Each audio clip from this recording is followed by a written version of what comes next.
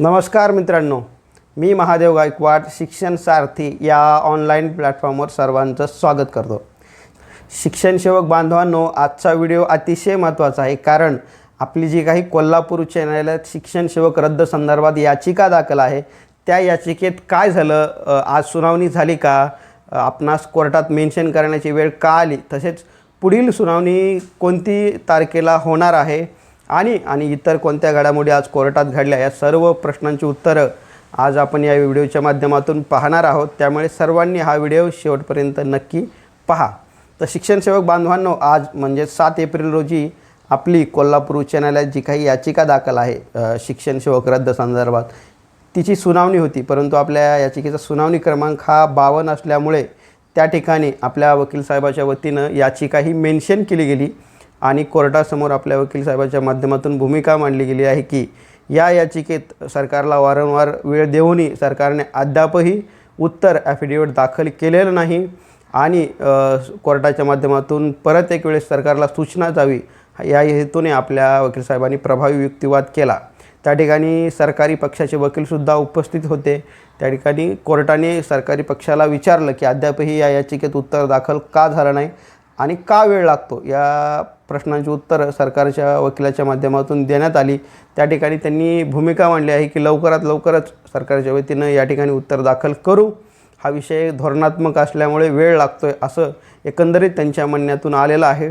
मित्रांनो, दुसरी एक अतिशय महत्त्वाची घडामोड कोर्टात घडलेली आहे।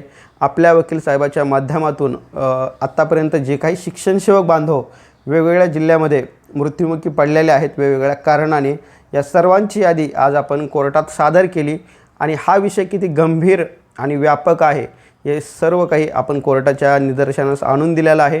त्या ठिकाणी कोर्टाने सुद्धा हे सर्व ऐकून घेतल्यानंतर सरकारी पक्षाला कडक शब्दात सुनावलेलं आहे की लवकरात लवकर उत्तर दाखल करा आणि या प्रकरणात म्हणजेच आपल्या याचिकेच्या प्रकरणात हे सर्व मांडल्याच्यानंतर कोर्टानेही सांगितलेलं आहे की निश्चितच यात काय सरकारचं उत्तर दाखल झाल्यानंतर यात काहीतरी सकारात्मक निर्णय घेऊ, कारण हा विषय किती गंभीर आहे हे सुद्धा कोर्टाच्या लक्षात आलेलं आहे।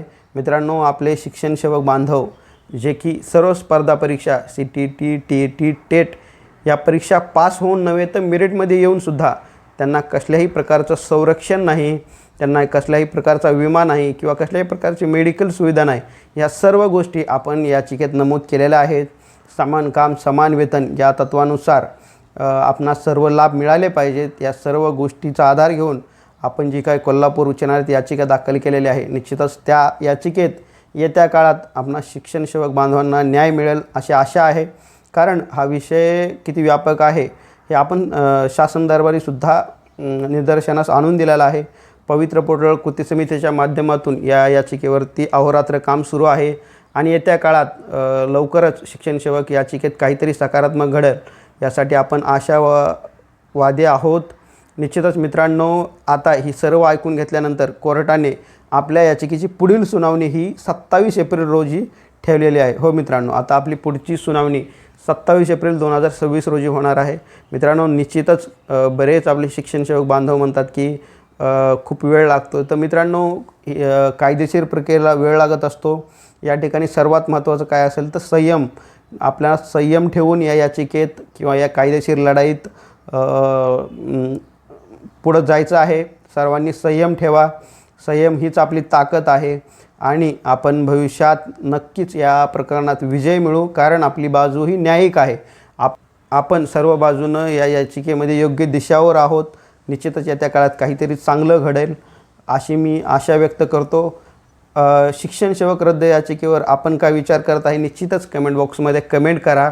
हा व्हिडिओ जास्तीत जास्त शेअर करा आणि शिक्षण सारथी या यूट्यूब चॅनलला सर्वांनी सबस्क्राईब करा, कारण आपण या चॅनलवरती अधिकृत आणि ऑथेंटिक माहिती देत असतो।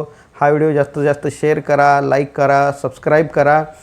या व्हिडिओच्या डिस्क्रिप्शनमध्ये टेलिग्रामची लिंक दिलेली आहे, ती सर्वांनी जॉईन करा, कारण आपण त्या चॅनलवर वेगवेगळ्या PDF ह्या टाकत असतो। हा व्हिडिओ शेवटपर्यंत पाहिल्याबद्दल सर्वांचे खूप खूप धन्यवाद।